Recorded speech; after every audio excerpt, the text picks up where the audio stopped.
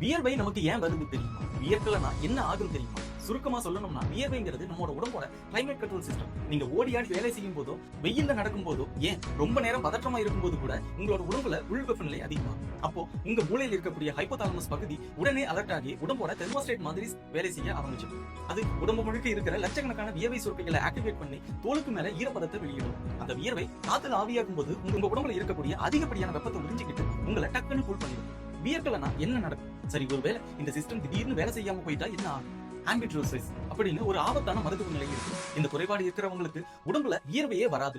வியர்வை வரலனா சும்மா சின்னதா எக்ஸசைஸ் பண்ணனா கூட உடம்போட உள் உறுப்புகள் எல்லாமே பயங்கரமா சூடாகி வேக ஆரம்பிச்சிடும். இதனால டக்குனு ஹீட் ஸ்ட்ரோக் வந்து உடல் உறுப்புகள் செயல் எழுந்து உயிருக்கே ஆபத்தாக முடியும். வியர்வைங்கிறது தேவையில்லாத வெறும் கழிவு இல்லை, அது நம்ம உயிர் காக்கக்கூடிய ஒரு கவசம். வியர்வை ஏன் துர்நாற்றம் அடிக்குது தெரியுமா?